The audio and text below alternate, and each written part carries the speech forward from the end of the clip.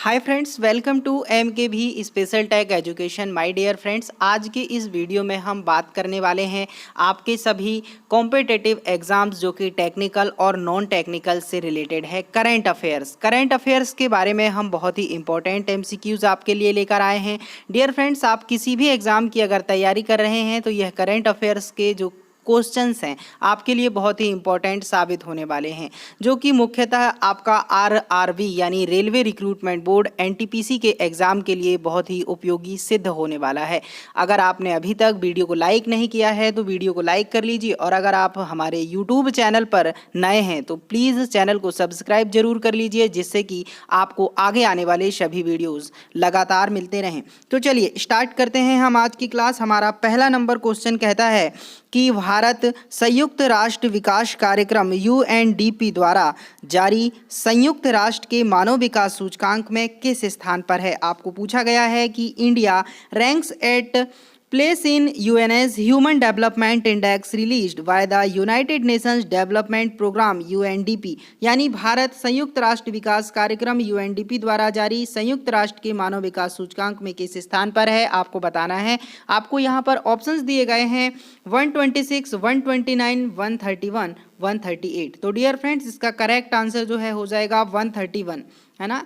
जो UNDP द्वारा भारत संयुक्त राष्ट्र विकास कार्यक्रम द्वारा जो है जारी संयुक्त राष्ट्र के मानव विकास सूचकांक में जो हमारा इंडिया की रैंकिंग है वो 131 नंबर पर है। इसकी डिटेल जानकारी हम आपको यहाँ पर बताएंगे। देखिए, यहाँ पर आप देख पा रहे हैं कि भारत संयुक्त जो राष्ट्र विकास कार्यक्रम UNDP द्वारा जारी एक रिपोर्ट के अनुसार 2020 के मानव विकास सूचकांक में 189 देशों के बीच भारत एक स्थान गिरकर 131वें स्थान पर आ गया है। यानी यहाँ पर आपका जो है UNDP द्वारा जो संयुक्त राष्ट्र विकास कार्यक्रम है इसके द्वारा जारी रिपोर्ट है, इसके अनुसार भारत की जो रैंकिंग है वो 131 है ना। इसके अलावा हम आपको ये भी बताएंगे कि मानव विकास सूचकांक किन किन क्षेत्रों से संबंधित होता है।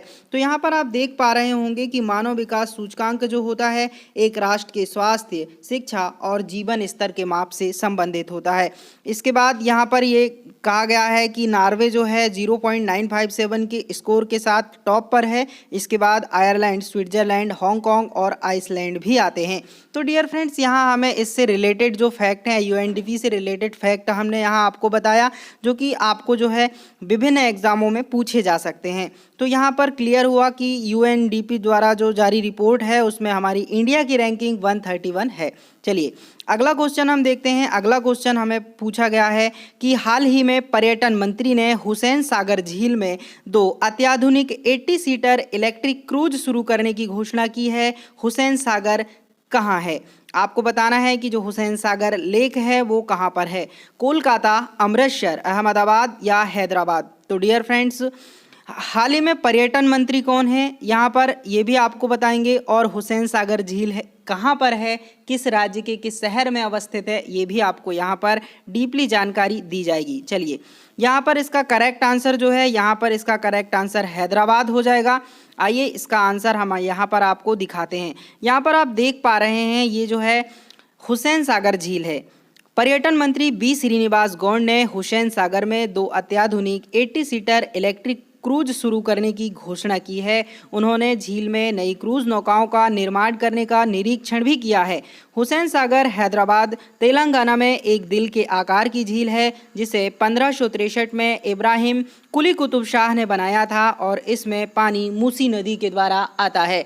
तो हुसैन सागर झील से रिलेटेड जितने भी तथ्य हैं यहाँ पर आपको क्लियर हो गए कि इसमें पानी किस नदी से आता है। अगर ये पूछा जाता है तो इसमें पानी किस नदी से आता है, मूसी नदी के द्वारा आता है। अगर आपको पूछ लिया जाता है कि हुसैन सागर जो झील है किसने बनवाया था और कब बनवाया था, तो यहाँ पर आपको ये भी क्लियर हो गया कि 1563 ईस्वी में इब्राहिम कुली कुतुब शाह ने हुसैन सागर लेक का निर्माण करवाया था, है ना। तो अभी यहाँ पर आपका जो क्वेश्चंस पूछा गया है कि हुसैन सागर झील कहाँ पर स्थित है, तो हुसैन सागर झील तेलंगाना राज्य के हैदराबाद नामक शहर में स्थित है। अगर हम हुसैन सागर झील के आकार की बात करते हैं तो हुसैन सागर झील दिल के आकार की झील है। डियर फ्रेंड्स, यहाँ पर आपको इसी क्वेश्चन से रिलेटेड 4 फैक्ट क्लियर हो गए होंगे। चलिए अगला क्वेश्चन हम देखते हैं। अगला क्वेश्चन आपका है कि हाल ही में डेव वाटमोर को किस राष्ट्रीय क्रिकेट टीम के मुख्य कोच के रूप में नामित किया गया है? बांग्लादेश, पाकिस्तान, भूटान या नेपाल? तो हाल ही की खबर है ये कि हाल ही में डेव वाटमोर को नेपाल राष्ट्रीय क्रिकेट टीम के मुख्य कोच के रूप में नामित किया गया है। इसका करेक्ट आंसर क्या हो जाएगा? नेपाल हो जाएगा। चलिए देखते हैं। अगर आप यहाँ पर देख पा रहे हैं ये कौन है? डेव वाटमोर जी हैं, जिन्होंने 1996 में 50 ओवरों के वर्ल्ड कप में श्रीलंका को जीत के लिए मार्गदर्शन दिया है। इनको नेपाल की राष्ट्रीय टीम का मुख्य कोच नामित किया गया है और कोलंबो में जन्मे ऑस्ट्रेलियाई ने बांग्लादेश, पाकिस्तान और जिम्बाब्वे को भी कोचिंग प्रदान किए हैं। नेपाल ने भारत में अगले साल होने वाले 2020 वर्ल्ड कप के लिए क्वालिफाई तो नहीं किया और ऑस्ट्रेलिया में 2020 संस्करण तक पहुंचने के लिए ये वाटमोर का पहला प्रमुख कार्य है। तो यहाँ पर आपने देखा कि जो डेव वाटमोर जी हैं यहाँ पर उनको दिखाया गया है। इसके अलावा डेव वाटमोर जी से रिलेटेड जो भी इम्पोर्टेंट फैक्ट है उनको यहाँ पर बता दिया गया है ना। तो यहाँ पर मुख्य कोच नेपाल के इन्हें नियुक्त किया गया है। ओके, चलिए अगला क्वेश्चन हम देखते हैं। हमारा अगला क्वेश्चन है कि निम्नलिखित में से कौन ISL इतिहास में 50 गोल करने वाला पहला भारतीय बन गया है? गुरप्रीत सिंह सिंधु, सुनील छेत्री, संध्या झिंगन या अनिरुद्ध थापा? तो यहाँ पर आपको बताना है कि कौन ISL इतिहास में 50 गोल करने वाला पहला भारतीय बन गया है। तो इसका करेक्ट आंसर है सुनील छेत्री जी, यानी ISL इतिहास में 50 गोल करने वाले पहले भारतीय सुनील छेत्री जी बन गए हैं। चलिए अभी हम सुनील छेत्री जी से रिलेटेड इंपॉर्टेंट फैक्ट आपको बताएंगे। यहाँ पर आप देख पा रहे हैं ये सुनील छेत्री जी हैं, है ना। सुनील छेत्री जी ये हैं। इसके अलावा बेंगलुरु FC ने सुनील छेत्री के इतिहास को आगे बढ़ाया जब वह इंडियन सुपर लीग यानी ISL के इतिहास में 50 गोल योगदान जो कि 42 गोल और 8 असिस्ट दर्ज करने वाले पहले भारतीय बन गए हैं। केवल 48 गोल और 16 असिस्ट के साथ सूची में FC गोवा के पूर्व स्टार फेरान कोरोमिनास उनसे आगे हैं। तो यहाँ पर ये बताया गया है कि जो आपके सुनील छेत्री जी हैं इनसे भी आगे कौन है? FC गोवा के पूर्व स्टार फेरान कोरोमिनास इनसे आगे हैं और इन्होंने 50 गोल के योगदान में जो है अपना कदम आगे बढ़ाया है। चलिए आगे का क्वेश्चन क्या पूछ लिया गया है? आगे का क्वेश्चन है आपका कि निम्नलिखित में से किस भारतीय ऑनलाइन भुगतान समाधान प्रदाता ने व्यापारियों के लिए टोकन भुगतान प्रवाह शुरू करने के लिए गूगल पे के साथ सहयोग किया है? क्वेश्चन को एक बार पढ़ लीजिए। Which of the following Indian online payments solution provider has collaborated with Google Pay to introduce tokenised payments flow for merchants? YONO, PayU, Pockets या रेजर पे? तो यहाँ पर आपको करेक्ट आंसर हो जाएगा पेयू। चलिए इससे रिलेटेड इंपॉर्टेंट फैक्ट के बारे में हम देखते हैं। यहाँ पर आप देख पा रहे होंगे कि पेयू का ये यहाँ पर लोगो दिखाया गया है। पेयू की अगर बात करें तो यहाँ पर इसका लोगो दिखाया गया है। इसके अलावा भारत के प्रमुख ऑनलाइन भुगतान समाधान प्रदाता पेयू ने व्यापारियों के लिए टोकन भुगतान प्रवाह शुरू करने के लिए गूगल पे के साथ सहयोग किया हुआ है। पेयू के 4.5 लाख व्यापारी गूगल पे उपयोगकर्ताओं को अपने कार्ड विवरणों को भौतिक रूप से साझा किए बिना दोहराया भुगतान करने के लिए अपने डेबिट कार्ड, क्रेडिट कार्ड या गूगल पे UPI का उपयोग करने का विकल्प दे सकते हैं। तो यहाँ पर पेयू के बारे में जो इम्पोर्टेंट फैक्ट हैं वो बताए गए हैं और यहाँ पर इसका करेक्ट आंसर क्या हो जाएगा? पेयू हो जाएगा। चलिए अगला क्वेश्चन से रिलेटेड अभी हम इसी क्वेश्चन से रिलेटेड देखेंगे। पेयू से रिलेटेड जो इम्पोर्टेंट फैक्ट है वो देख लेते हैं, है ना। पेयू यहाँ पर इसका लोगो आप देख चुके हैं। टाइप की अगर हम बात करें तो ये प्राइवेट है। अगर हम इंडस्ट्री टाइप की बात करें तो फिनटेक पेमेंट सर्विस प्रोवाइडर इसकी इंडस्ट्री टाइप है। फाउंडेड की बात करें तो 2002 में इसकी स्थापना हुई थी और अगर हम इसमें फाउंडर की बात करते हैं तो जॉर्ज वेलेज, मार्टिन स्क्रिम्फ, अर्जन बक्कर, ग्रेजोर्ज ब्रोचोक की, नितिन गुप्ता, शैलाज नाग इसके कौन हैं? फाउंडर हैं। और नंबर ऑफ लोकेशंस की अगर हम बात करते हैं तो पेयू अभी तक 17 लोकेशन पर लोकेट किया गया है। इसके अलावा सीईओ यानी चीफ एग्जीक्यूटिव ऑफिसर की अगर हम बात करते हैं यानी की पीपल की बात करते हैं तो लॉरेंट लेमॉल इसके सीईओ हैं। नंबर ऑफ एम्प्लॉयज़ की अगर यहाँ पर बात की जाए तो नंबर ऑफ एम्प्लॉयज़ यहाँ पर 1500 हैं और पेरेंट नर्स पर्स है। ओके, तो ये जो है पे यू से रिलेटेड इंपॉर्टेंट फैक्ट थे। चलिए अगला क्वेश्चन हम देखते हैं। आपको अगला क्वेश्चन पूछा गया है कि संयुक्त राज्य अंतरिक्ष बल के सदस्यों को आधिकारिक तौर पर क्या कहा जाएगा। संयुक्त राज्य अंतरिक्ष बल के सदस्यों को यानी members of the United States space force will officially be called as space barriers, guardians, hawks या ट्राइडेंट। तो संयुक्त राज्य अंतरिक्ष बल के सदस्यों को आधिकारिक तौर पर गार्जियंस कहा जाएगा। अब गार्जियंस ही क्यों कहा जाएगा, ये शब्द कहाँ से लिया गया है, इसके बारे में डिटेल जानकारी हम आपको देते हैं। देखिए यहाँ पर जो गार्जियंस है ये स्पेस फोर्स से रिलेटेड है। हेरिटेज मिशन और कल्चर का कॉम्बिनेशन है गार्जियंस, है ना। यह एक आइडियल फैक्ट है जिसे कहा जाता है guardians of the high frontier. यहाँ से गार्जियंस को लिया गया है वर्ड को। अगर हम इस क्वेश्चन से रिलेटेड बात करें तो संयुक्त राज्य अंतरिक्ष बल के सदस्यों को आधिकारिक तौर पर गार्जियंस ही कहा जाएगा। गार्जियंस नाम संगठन 1983 से एक पुराने वायुसेना अंतरिक्ष कमान के आदर्श वाक्य guardians of the high frontier से लिया गया है। स्पेस फोर्स ज़्यादातर एयर फोर्स स्पेस कमांड का रिब्रांड है, लेकिन इसे एयर फोर्स से स्वतंत्र निर्णय लेने का अधिकार है। तो यहाँ पर इसे गार्जियंस क्यों कहा गया, इसका सिंबल कहाँ से लिया गया, ये सारे इंपॉर्टेंट फैक्ट हमने आपको बताया। आशा करते हैं कि ये जो फैक्ट हैं आपके क्लियर हुए होंगे, जो कि आपके सभी कॉम्पिटिटिव एग्जाम के लिए बहुत ही इंपॉर्टेंट साबित होने वाले हैं। डियर फ्रेंड्स, अगर आप एनटीपीसी आरआरबी से रिलेटेड और भी वीडियोस देखना चाहते हैं तो आप ऊपर आई बटन पर क्लिक करके सारे वीडियोस वॉच कर सकते हैं। चलिए हमारा अगला क्वेश्चन है, आगामी जेवर हवाई अड्डे का आधिकारिक नाम क्या होगा। तो आपको यहाँ पर आगामी जेवर हवाई अड्डे का आधिकारिक नाम के बारे में पूछ लिया गया है। वीर भारत अंतर्राष्ट्रीय हवाई अड्डा, नोएडा अंतर्राष्ट्रीय हवाई अड्डा, अटल अंतर्राष्ट्रीय हवाई अड्डा, स्वराज अंतर्राष्ट्रीय हवाई अड्डा। तो आप बताइए कि आगामी जेवर हवाई अड्डे का आधिकारिक नाम क्या होगा। तो यहाँ पर इसका करेक्ट आंसर हो जाएगा नोएडा अंतर्राष्ट्रीय हवाई अड्डा। तो यहाँ पर जो है इससे रिलेटेड इम्पोर्टेंट फैक्ट के बारे में बात कर लेते हैं। यहाँ पर आप देख पा रहे होंगे ये जो है आगामी जेवर हवाई अड्डे को आधिकारिक तौर पर नोएडा अंतर्राष्ट्रीय हवाई अड्डे के रूप में नामित किया जाएगा।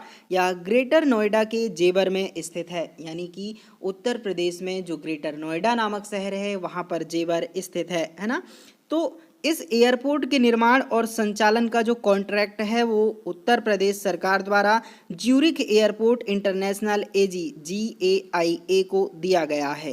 राज्य सरकार ने नोएडा अंतर्राष्ट्रीय हवाई अड्डे के आधिकारिक लोगों को भी साझा किया है, जो कि उत्तर प्रदेश के राज्य पक्षी हवा में उड़ते हुए एक सार्स क्रेन का प्रतीक है। तो इसके लोगों की अगर आप बात करें तो ये जो लोगो है उत्तर प्रदेश के राज्य पक्षी हवा में उड़ते हुए एक सार्स क्रेन का प्रतीक है। तो यहाँ से लोगो लिया गया है और इसका नाम जो है नोएडा अंतर्राष्ट्रीय हवाई अड्डे के रूप में नामित किया जाएगा। तो डियर फ्रेंड्स, अगला क्वेश्चन हम देखते हैं। अगला क्वेश्चन हमारा क्या है, अगला क्वेश्चन है कि प्रधानमंत्री नरेंद्र मोदी अलीगढ़ मुस्लिम विश्वविद्यालय AMU के शताब्दी समारोह को संबोधित करेंगे। निम्नलिखित में से किसे AMU के संस्थापक के रूप में जाना जाता है। यानी अलीगढ़ मुस्लिम यूनिवर्सिटी के शताब्दी समारोह को संबोधित करने वाले हैं नरेंद्र मोदी जी। अब इनके संस्थापक के रूप में कौन है आपको यहाँ पूछ लिया गया है। चलिए देखते हैं। आपको विकल्प दिया गया है अबुल कलाम आज़ाद, सैयद अहमद खान, लियाकत अली खान या अल्ताफ़ हुसैन हौली। तो यहाँ पर प्रधानमंत्री नरेंद्र मोदी जो हैं अलीगढ़ मुस्लिम विश्वविद्यालय के शताब्दी समारोह को संबोधित कर चुके हैं। AMU के संस्थापक के रूप में सैयद अहमद खान जी को जाना जाता है ना। सैयद अहमद खान को AMU के जो है संस्थापक के रूप में जाना जाता है। चलिए इनसे इम्पोर्टेंट फैक्ट की अगर हम बात करें इनसे रिलेटेड, तो यहाँ पर आप देख पा रहे हैं ये जो है AMU यानी अलीगढ़ मुस्लिम यूनिवर्सिटी दिखाई गई है। इसके अलावा प्रधानमंत्री नरेंद्र मोदी ने 22 दिसंबर 2020 को अलीगढ़ मुस्लिम विश्वविद्यालय के शताब्दी समारोह को संबोधित कर चुके हैं। एएमयू ने 1920 में, एएमयू यानी क्या होता है, मोहम्मडन एंग्लो ओरिएंटल, MAO यानी मोहम्मडन एंग्लो ओरिएंटल, ओके। इस कॉलेज को केंद्रीय विश्वविद्यालय का दर्जा देकर भारतीय विधान परिषद के एक अधिनियम के माध्यम से एक विश्वविद्यालय बना दिया गया है। और MAO कॉलेज की स्थापना 1877 में सर सैयद अहमद खान ने की थी। तो जो है MAO यानी मोहम्मडन एंग्लो ओरिएंटल कॉलेज की स्थापना कब हुई और इसकी स्थापना किसके द्वारा की गई, ये सारे इंपॉर्टेंट फैक्ट यहाँ पर क्लियर हो चुके हैं। आपको बता दें कि MAO कॉलेज की स्थापना 1877 में सर सैयद अहमद खान ने की थी। चलिए, इससे रिलेटेड जो है अगले क्वेश्चंस हम देखेंगे NTPC RRB से रिलेटेड। अगला क्वेश्चन आपको पूछा गया है कि निम्नलिखित में से किस राज्य सरकार ने ग्रामीण क्षेत्रों में संपत्ति और भूमि संबंधी विवादों को रोकने के लिए वरासत अभियान शुरू किया है? उत्तर प्रदेश, आंध्र प्रदेश, बिहार या महाराष्ट्र? तो आपको बताना है कि किस राज्य सरकार ने ग्रामीण क्षेत्रों में संपत्ति और भूमि संबंधी विवादों को रोकने के लिए वरासत अभियान शुरू किया है। तो इसका करेक्ट आंसर जो हो जाएगा वो हो जाएगा उत्तर प्रदेश, यानी उत्तर प्रदेश सरकार ने ग्रामीण क्षेत्रों में संपत्ति और भूमि संबंधी विवादों को रोकने के लिए वरासत अभियान शुरू कर दिया है ना। इसके रिलेटेड इंपॉर्टेंट फैक्ट की अगर हम बात करते हैं तो यहाँ पर आप देख पा रहे होंगे उत्तर प्रदेश के मुख्यमंत्री, माननीय मुख्यमंत्री श्री योगी आदित्यनाथ जी हैं। उत्तर प्रदेश में सरकार ने ग्रामीण क्षेत्रों में संपत्ति और भूमि संबंधी विवादों पर अंकुश लगाने का एक विशेष वरासत अभियान शुरू कर दिया है। ग्रामीण क्षेत्रों में भूमि संबंधी समस्याओं को समाप्त करने के लिए यह अपनी तरह का एक पहला अभियान है। तो यहाँ पर जो है एक अच्छी पहल है योगी आदित्यनाथ जी द्वारा, है ना, भूमि संबंधी विवादों पर अंकुश लगाने के लिए। चलिए, अगला क्वेश्चन हम देखेंगे। अगला क्वेश्चन है, अगर हम उत्तर प्रदेश से रिलेटेड कुछ इंपॉर्टेंट फैक्ट की अगर हम यहाँ पर बात कर लेते हैं, अगले क्वेश्चंस देखने से पहले यूपी से रिलेटेड कुछ इंपॉर्टेंट फैक्ट यहाँ पर देख लेंगे। ये जो हमारा इंडिया का नक्शा है, यहाँ पर ये उत्तर प्रदेश को दिखाया गया है। इसके अलावा स्टेटहुड की अगर हम बात करें तो 24 जनवरी 1950 को स्टेटहुड है। कैपिटल लखनऊ है।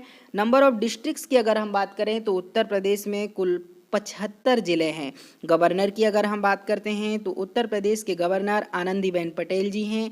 चीफ मिनिस्टर की अगर हम बात करते हैं तो उत्तर प्रदेश के मुख्यमंत्री श्री योगी आदित्यनाथ जी हैं। इसके अलावा member of the legislative assembly की अगर हम बात करते हैं तो 403 हैं और members excluding one Anglo Indian member है, यानी एंग्लो इंडियन मेंबर को एक्सक्लूड कर दिया है यहाँ पर।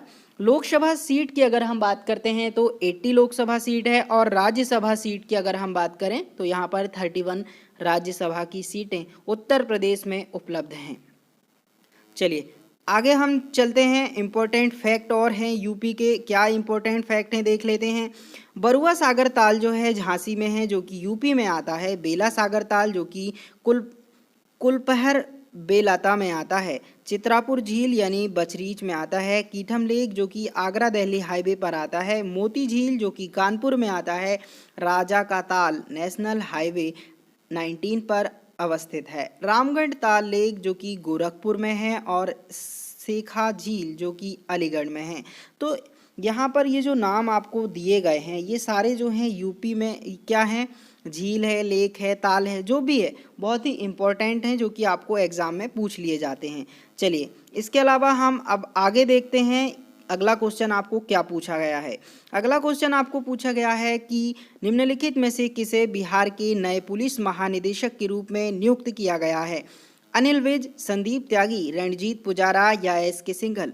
तो बिहार के नए मुख्य पुलिस महानिदेशक के रूप में या नए पुलिस महानिदेशक के रूप में SK सिंघल जी को नियुक्त किया गया है। तो आपका correct answer option number D यहाँ पर हो जाएगा कि SK सिंघल जी को बिहार राज्य के नए पुलिस महानिदेशक नियुक्त किया गया है। चलिए इनसे रिलेटेड इंपॉर्टेंट फैक्ट हम यहाँ पर देख लेते हैं। यहाँ पर आप देख पा रहे होंगे ये बिहार राज्य के नवनियुक्त एस के सिंघल जी पुलिस महानिदेशक हैं, है ना। वरिष्ठ आईपीएस अधिकारी एस के सिंघल को बिहार का नया पुलिस महानिदेशक बनाया गया है। सिंघल 1988 बैच के बिहार कैडर के आईपीएस अधिकारी हैं और अगले साल 31 अगस्त को वे पद से सेवानिवृत्त हो जाएंगी। सिंघल ने तत्कालीन डीजीपी गुप्तेश्वर पांडे के बाद कार्यभार संभाला है, यानी जो अभी डीजीपी थे गुप्तेश्वर पांडे, इनके बाद इन्होंने कार्यभार संभाला है और 22 सितंबर को स्वैच्छिक सेवानिवृत्त हो गए हैं गुप्तेश्वर पांडे जी। ठीक है, तो चलिए यहाँ पर आपने एस के सिंघल जी से रिलेटेड इम्पोर्टेंट फैक्ट पढ़ा कि किस बैच के ये आईपीएस अधिकारी हैं, तो 1988 बैच के बिहार कैडर के ये आईपीएस अधिकारी हैं। किसके स्थान पर इन्होंने जो है कार्यभार संभाला है, तो गुप्तेश्वर पांडे जी के बाद कार्यभार संभाला है ना। तो इससे रिलेटेड जो है इम्पोर्टेंट फैक्ट ये बहुत ही इम्पोर्टेंट हैं जो कि आपको एग्जाम्स में पूछ सकते हैं। चलिए बिहार से रिलेटेड कुछ बात कर लेते हैं। बिहार से रिलेटेड अगर हम बात करें तो फॉर्मेशन की अगर बात की जाए तो 22 मार्च 1912 यानी 22 मार्च को बिहार दिवस के रूप में मनाया जाता है। स्टेट्यूट की अगर हम बात करते हैं तो 26 जनवरी 1950 है। कैपिटल बिहार की राजधानी पटना है। ठीक है, बिहार की राजधानी पटना है। नंबर ऑफ डिस्ट्रिक्ट्स की अगर हम बात करें तो 38 राज्य जो है बिहार में स्थित हैं। गवर्नर की अगर हम बात करें तो फगू चौहान जी बिहार राज्य के राज्यपाल हैं और चीफ मिनिस्टर नीतीश कुमार जी हैं। Members of the legislative assembly 243 हैं और लोकसभा सीट बिहार राज्य में 40 हैं, जबकि राज्यसभा सीट बिहार राज्य में 16 हैं। तो डियर फ्रेंड्स, ये बिहार राज्य से रिलेटेड बहुत ही इम्पोर्टेंट फैक्ट हैं। ठीक है, चलिए अगला क्वेश्चन हम देखते हैं। अगला क्वेश्चन आपको क्या पूछा गया है। अगला क्वेश्चन आपको पूछ लिया गया है कि निम्नलिखित में से किसने पंडित दीनदयाल उपाध्याय टेलीकॉम कौशल उत्कृष्टता पुरस्कारों में पहला पुरस्कार जीता है। विनोद आहूजा, श्रीनिवास कर्णम, पुष्पजीत पांडे या कविता मेहता। तो हमारा करेक्ट आंसर यहाँ पर क्या हो जाएगा कि पंडित दीनदयाल उपाध्याय टेलीकॉम कौशल उत्कृष्टता पुरस्कारों में पहला पुरस्कार जीतने वाले श्रीनिवास कर्णम जी हैं, जो कि आपको ऑप्शन नंबर बी में मिल जाएंगे, यानी आपका ऑप्शन नंबर बी यहाँ पर करेक्ट हो जाएगा। चलिए इनसे रिलेटेड इंपॉर्टेंट फैक्ट यहाँ पर देख लेते हैं। तो दिसंबर 2020 में संचार और इलेक्ट्रॉनिक्स और सूचना प्रौद्योगिकी मंत्री श्री रविशंकर प्रसाद ने दूरसंचार कौशल उत्कृष्टता पुरस्कार प्रदान किए हैं। पहला पुरस्कार श्रीनिवास कर्णम ने जीता है और किस क्षेत्र में जीता है ये भी आपको बताएंगे। उन्होंने गहरे समुद्र संचार के लिए लागत प्रभावी तकनीकी समाधान विकसित करने के लिए ही पुरस्कार जीता है। तो यहाँ पर अगर आपको यहाँ से क्वेश्चन पूछ लिया जाता है कि संचार और इलेक्ट्रॉनिक्स और सूचना प्रौद्योगिकी मंत्री का नाम क्या है, तो श्री रविशंकर प्रसाद संचार और इलेक्ट्रॉनिक्स और सूचना प्रौद्योगिकी मंत्री जी हैं, है ना। इसके अलावा पहला पुरस्कार श्रीनिवास कर्णम ने जीता है और उन्होंने क्यों पुरस्कार जीता है, तो गहरे समुद्र संचार के लिए लागत प्रभावी तकनीकी समाधान विकसित करने के लिए उन्होंने यह पुरस्कार जीता है। चलिए अगला क्वेश्चन हम देखते हैं। अगला क्वेश्चन हमको पूछा गया है कि निम्नलिखित में से किस खेल को खेलो इंडिया यूथ गेम्स 2021 के एक भाग के रूप में शामिल किया गया है। गटका, कलारीपयट्टू, थांग टा या ये सभी, यानी which of the following indigenous games has been included as a part of Khelo India youth games 2021।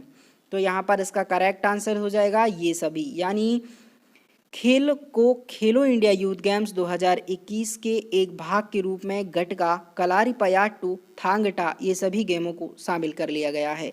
इसके अलावा यहाँ पर इससे रिलेटेड इंपॉर्टेंट फैक्ट की अगर हम बात करें तो आप देख पा रहे हैं खेल मंत्रालय ने हरियाणा में होने वाले खेलो इंडिया यूथ गेम्स 2021 का हिस्सा बनने के लिए 4 स्वदेशी खेलों को शामिल कर लिया है।